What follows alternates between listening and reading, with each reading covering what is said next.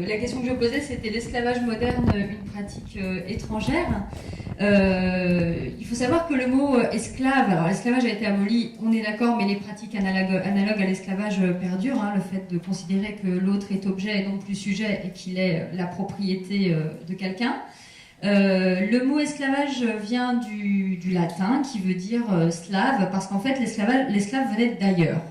Et ça, cette figure de l'étranger, elle est quand même extrêmement prégnante dans les situations de traite des êtres humains, où effectivement, même dans les lois, c'est-à-dire que la loi concernant la protection des victimes de traite des êtres humains relève de la loi dite de sécurité intérieure. Donc là encore, on voit comment les États appréhendent la personne potentiellement en situation de traite des êtres humains comme quelqu'un d'hostile qui constituerait une menace à la société. Et finalement, on peut se demander qu'est-ce qui nous intrigue? En quoi est-ce que cette personne est étrangère? En quoi est-ce que on est pris par cette inquiétante étrangeté dont parlait Freud?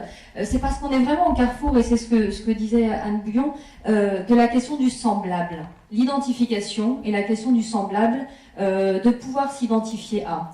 Et Fedida parle de la déshumanité, qui est ce procédé, en fait, ce processus où on va ne plus considérer l'autre comme étant le semblable. Et c'est à partir de ce moment-là qu'on peut justement lui être dans une démarche de lui enlever toute subjectivité et toute humanité. Et c'est à partir de ce moment-là que les dérives peuvent avoir lieu.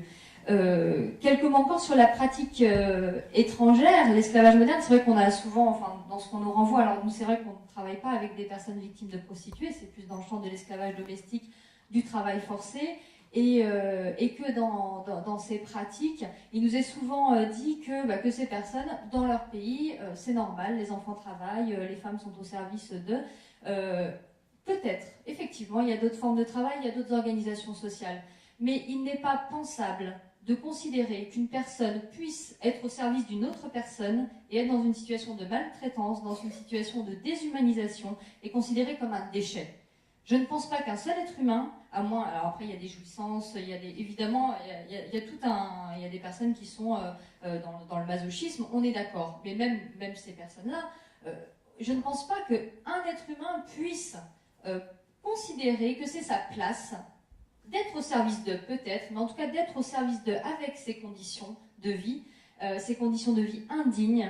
Je ne pense pas que ce soit quelque chose d'acceptable, en tout cas aujourd'hui, avec tout le recul qu'on peut avoir sur les actes barbares. Et finalement, la barbarie, elle fait partie de la civilisation. Donc c'est vrai que moi, la première, j'ai pendant longtemps distingué barbarie et civilisation, mais finalement, voilà, la civilisation et la barbarie sont intrinsèquement liées.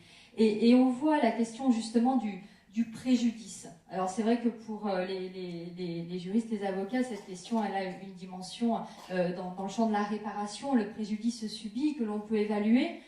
Pour nous cliniciens, la question du préjudice, elle a aussi à voir avec la question de l'idéal. Qu'est-ce qu'il y a de l'ordre de la perte?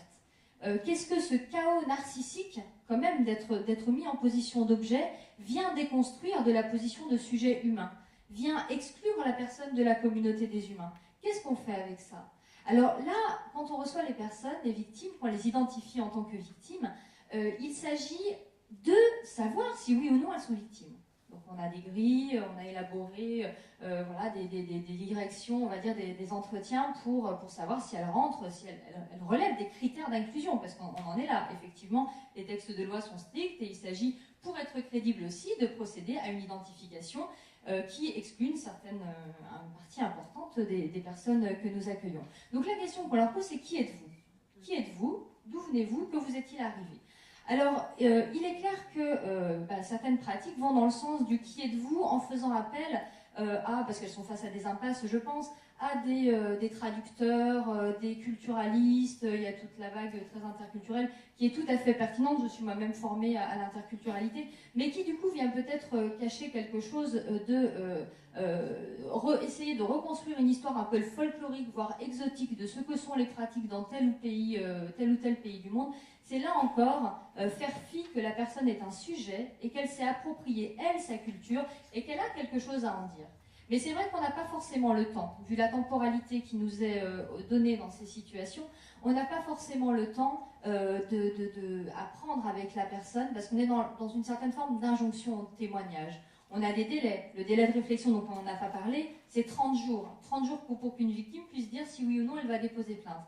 Donc en 30 jours, il faut qu'elle ait ficelé son récit de vie et qu'il puisse être transmis et qu'il puisse être adressé à des instances qui vont oui ou non évaluer si elle est une bonne victime ou une mauvaise victime. Et alors c'est très, très compliqué parce que si elle est une bonne victime, donc elle est très en souffrance, elle a été dégradée physiquement, psychiquement, donc voilà, on rentre dans les cadres, les ITT, moi en tant que psychologue, on peut me demander aussi de faire des attestations, alors ce qui est extrêmement délicat, et finalement, lorsque la personne va rencontrer les autorités, eh bien si elle parle bien, si elle a une pensée qui est construite, eh bien ça y est, on est trop dans le semblable, et c'est ce qui vient bousculer.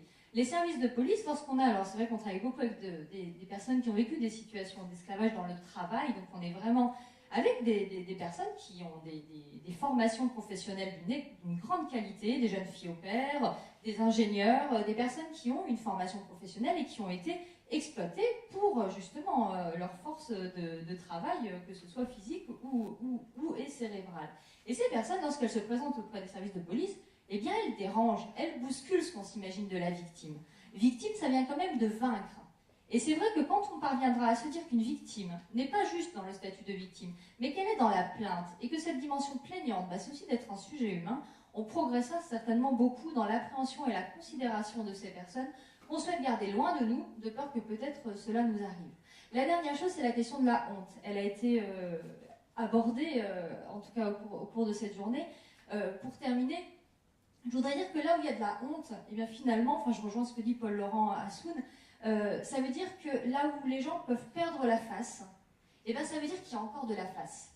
Et c'est ce qu'on observe dans notre pratique au quotidien avec ces sujets humains, et pas ces victimes, et pas ces pauvres filles vulnérables ou ces pauvres hommes vulnérables, c'est qu'il y a de la face à perdre, c'est qu'il y a quelque chose qui tient, et que si elles ont pu supporter et organiser leur vie malgré toute cette histoire de déshumanisation, eh bien c'est que ça tient quand même pas mal. Voilà, merci à vous.